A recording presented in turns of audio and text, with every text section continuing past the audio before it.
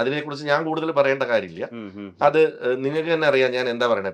മുമ്പുള്ള കാലത്ത് പറഞ്ഞിരുന്ന ചില സ്റ്റേറ്റ്മെന്റുകൾ ഞാനിപ്പോൾ ഈ ഇടയ്ക്ക് ഒരു ഇന്റർവ്യൂവിൽ ഇതേ ഒരു ഗ്രൂപ്പിൽ ഒരാൾ കുമ്പളങ്ങി നൈറ്റ്സിനെ കുറിച്ച് പറയുന്നത്.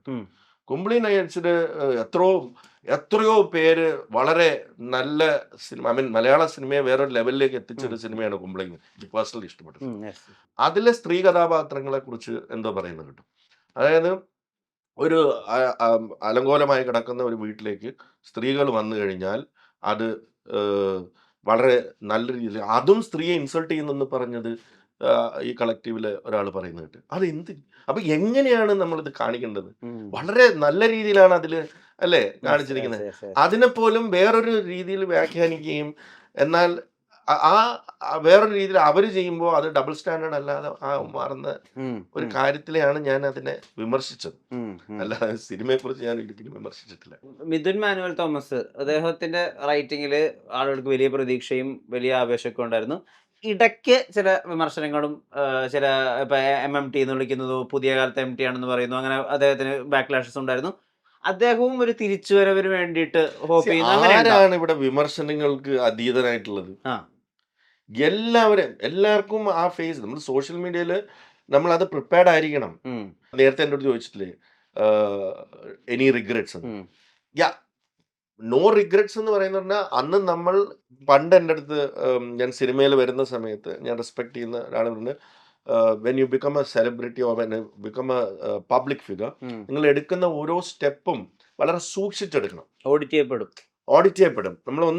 നമ്മൾ ചിലപ്പോൾ എന്ത് ചെയ്താലും അതിന് വ്യാഖ്യാനിക്കപ്പെടുന്നത് വേറെ രീതിയിലായിരിക്കും.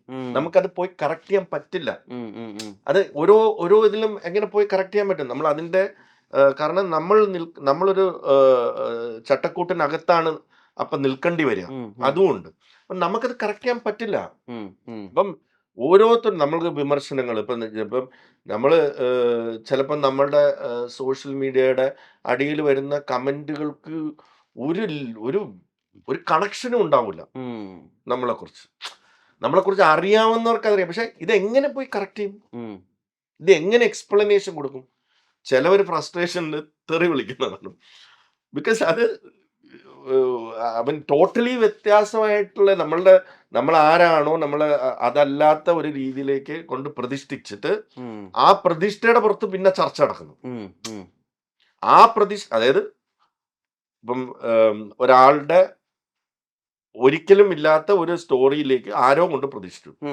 അതൊരു സ്റ്റോറി ആയിട്ട് എവിടെയോ കിടക്കുന്നു. അതിന്റെ പേരിൽ ചർച്ച നടക്കുന്നു. അതിന്റെ പേരിൽ വേറൊരു സ്റ്റോറി ഡിറൈവ് ചെയ്യപ്പെടുന്നു.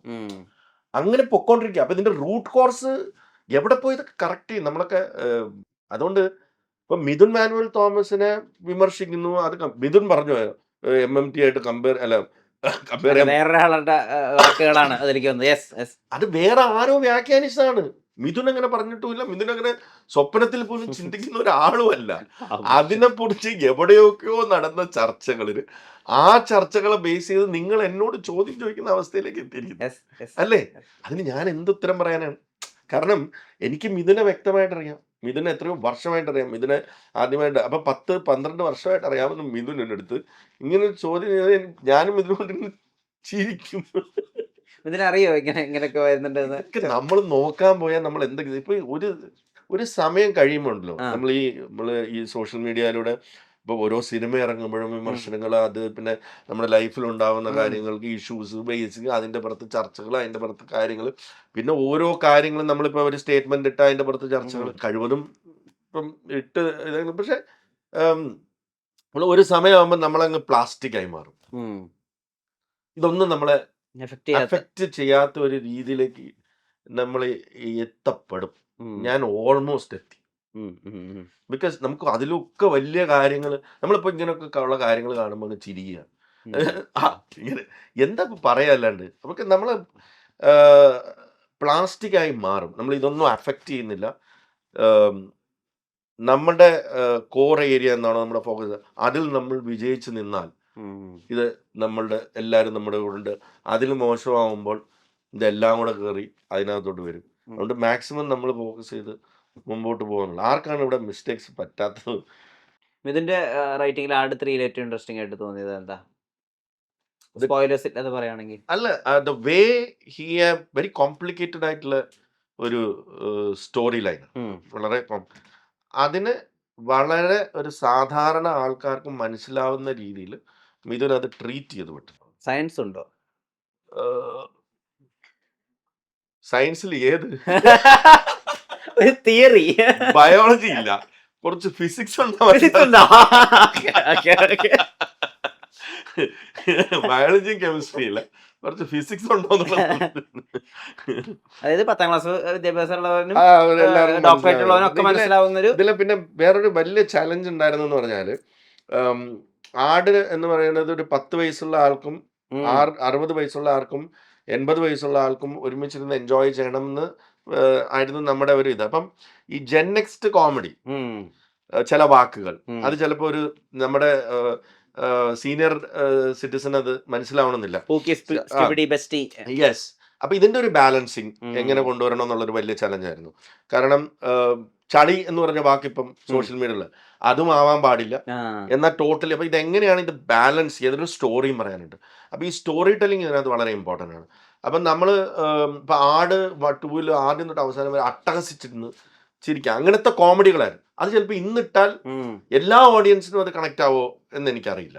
ഇന്നിട്ടാൽ അതിൽ ഇഷ്ടപ്പെടുന്ന ഓഡിയൻസ് ഉണ്ട്.